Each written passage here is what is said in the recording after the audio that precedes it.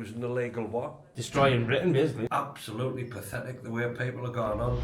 Do you think there's much support out there for when you come out? Nah, there's no, like, you get promised everything, but then when you come out, you just feel like you're left on your own and there's no. We done jobs fair at the Stadium of Light, and you had kids and that going to the army stand, and then they were coming to us asking what Veterans in Crisis does. And it was a case of, were you there for when they didn't want you anymore? But I think it was a WO2, like a sergeant major, and he got a bit off with us saying that to the young'uns.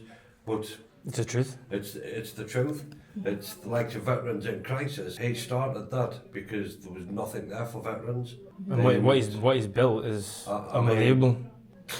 Like I'd be lost before. Like I've been coming since 2019, and I've been dipping in and out, and just like I usually shut myself off when I go. Like my mental health gets bad, but within this last 8 months, I've become like pretty much a full-time volunteer in that now, and now I would be lost without coming every day. Like if I don't come one day, like I'm just completely lost and stuff like that. And it's like being back in the army, like, innit? Every day is different. So every day is the same. With this, I mean, this environment, we can speak to each other, and like civvies would be like, yeah, you can't say that to each other. Get locked up. But as I say, abuse is a sign of affection to veterans. And it helps. Like I've heard somebody come in once before and be like, oh, I've tried to kill myself. And like, oh, you've not done a very good job. And then they start laughing, and like they feel a lot better for it. Like and now to like normal people, it sounds like daft, but to us it's just I guess you dark don't, humour. Yeah, I guess you don't want somebody like textbook coming at you, telling you how you feel, what to do. Like I've been to a therapist before, and I couldn't deal with it. Like they were telling me what I wanted to hear, not what I needed to hear, and I couldn't. Like I'd stop going. Where come here, just feel better. Went down to the ARV at Rock Avenue and went in feeling sorry for myself, and came out there laughing my head off with the way Jared is. Oh, you gone in there feeling sorry for yourself. Gerald get his little violin. He's got a little tiny violin like that, and he pulls it out. His little violin, just 2 seconds while I play this for you. And if you got in with like bitching about stuff, you'll get that out and just play it for you then. As I say, it's just all banter. I mean, to me, this is what I missed when I came out. So when you come out of the army, do they just, that's it? You're just on your own? Basically, or is there any courses or...? They try to put you on them, but it depends on how long you've done. I mean, I think it's 12 years and above, and you get it's like rehabilitation courses and that.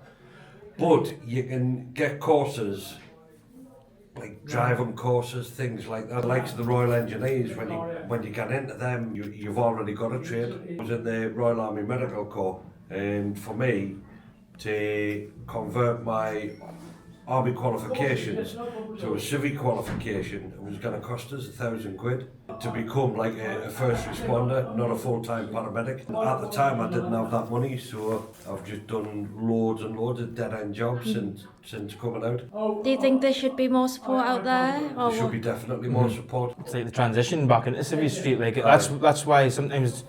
Like it's not what you've seen when you've been in. Like I never seen any action when I was in. But I came out and I felt that alone and lost trying to transition back because I've tried to adjust. It just got us down and stuff like that. So there's no support for that. 9 times out of 10, it's the structure. Yeah, the structure what you're in when you're in the army. It's like, do this, do it now, do it my way. It's drilled into you from day dot, innit? It is. But his transition to come out would have been a hell of a lot harder than mine. Whereas he was trained to kill, and I was trained to patch them up, as I say it. And I mean, 2 totally different transitions there, and there should be more support for the likes of the infantry lads. You've got these spineless in power at the minute, and they want the lads who fought in Iraq and Afghanistan, a war of the government's doing, but it was an illegal war. He's got blood on his hands, Tony Blair. That should be in front of the Hague court, and he should be tried as a war criminal, him and Bush. do you think it's fair what they're doing right now? Like they're putting veterans in. No, because Ban on order, like. they've already been cleared. I mean, there's the Northern Ireland veterans. They were cleared by an inquiry what went on for about 5 years, and they were cleared of any wrongdoing. Soldier F, and he ended up dying. And I mean, the pressure what he was under, being took to court, that couldn't have helped him. But as I say, I mean, the Tories, and they better than Labour, the lot of them are now but spineless. And Reform, they'll be the same. It's always false promises all the time by them. False It's just promises, lies. we'll do this, we'll do that, but I mean, you've only got to look at lockdown. What's his name? Boris Johnson. Boris Johnson. Aye, Johnson. Aye. He was a idiot. So I'm like the youngest here, and when I first came, like thought like I'm not a veteran. Like I thought veterans are like the older generation and stuff like that. But I fit in really well, and it just goes to show like military and veterans, there is no age gap between like how close of pals we become. You've got lads who comes here away in the 70s.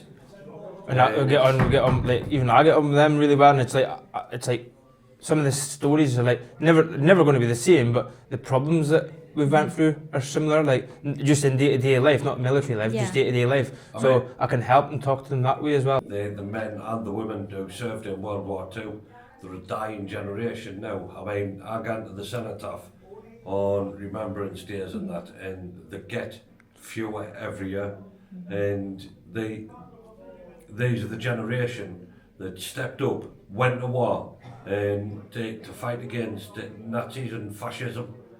But now, the way the country's becoming, I mean, the way it's gone full circle now. The left wing are becoming the fascists and the Nazis that they allegedly hate.